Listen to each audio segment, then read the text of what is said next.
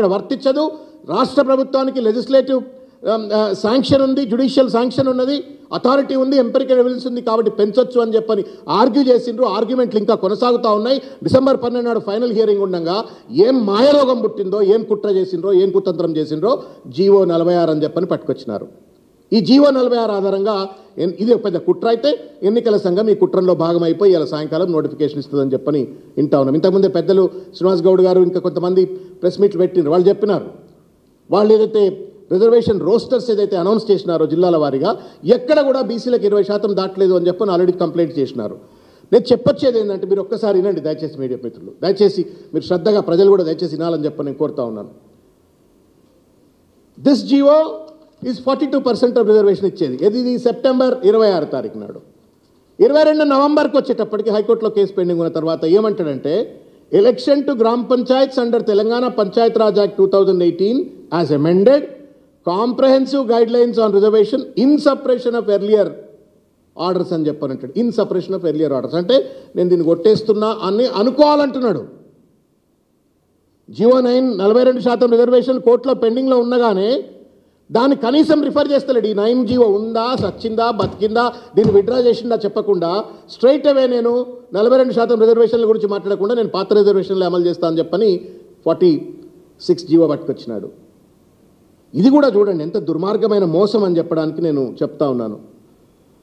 Dedicated commission report ఆధారంగా అంటే 50% reservation కంటే దాటకూడదు కాబట్టి, ట్రిపుల్ టెస్ట్లో దాటకూడదు కాబట్టి మళ్ళా భూసాని వెంకటేశ్వరరావు ఒక కొత్త రిపోర్ట్ ఎప్పుడు ఇచ్చినాడు, 20/11/25 తారీఖు నాడు కొత్త రిపోర్ట్ ఇచ్చినాడు 50% దాటొద్దని చెప్పని. ఆ రిపోర్ట్ బేస్ మీద పంచాయతీరాజ్ డిపార్ట్మెంట్ 21 తారీఖు నాడు దాన్ని ఒప్పేసుకుంటుంది.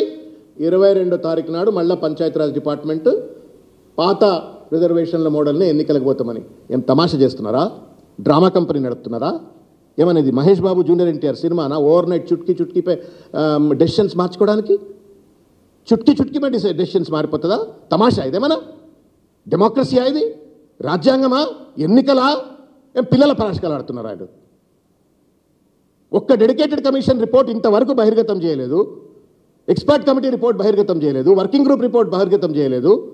దొంగలుగా దేశాలు పంచుకున్నట్టుగా మీరు 20 తారీఖు నాడు భూసాని వెంకటేశ్వరరావు ఒక రిపోర్ట్ ఇస్తాడట 50% దాటొద్దని. మొదలేమో ఆయన టర్మ్స్ ఆఫ్ రిఫరెన్స్ 50% దాటడానికి రిపోర్ట్ ఇవ్వాలని, ఇప్పుడేమో దాటొద్దని రిపోర్ట్ ఇచ్చిండట ఆ పెద్ద మనిషి. ఇచ్చినందుకు పంచాయతీరాజ్ పెద్ద మనుషులు ముద్రేస్తారట. 22 తారీఖు నాడు జీవో పట్టుకొస్తారట.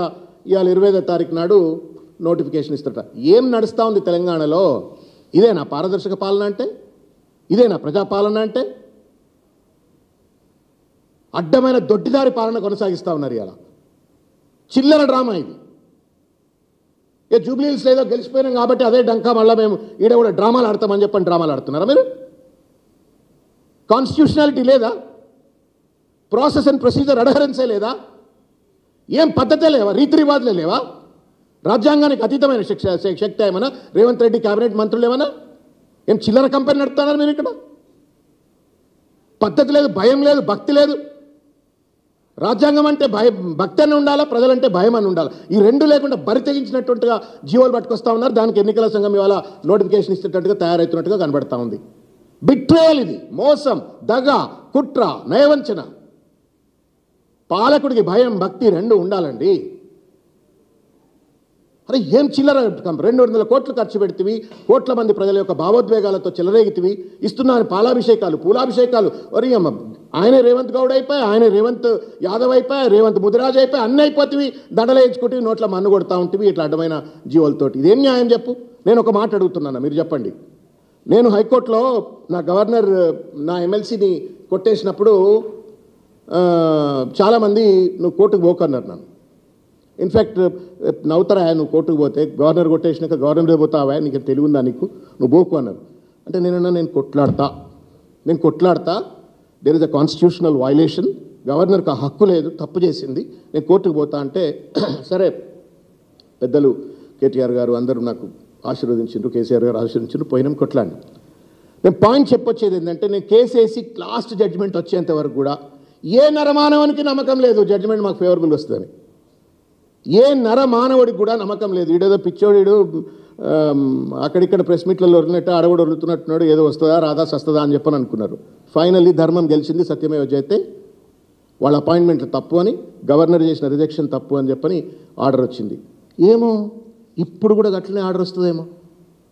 డిసెంబర్ 12వ తారీఖు నాడు 50% రిజర్వేషన్లు దాటొచ్చు, బీసీలకు 42% రిజర్వేషన్స్ ఇవ్వచ్చు అని సింఘవి గారు చెప్పినట్టుగానే వస్తుందో ఏమో. ఎందుకు అంత ఉబ్బాగుతలేదు?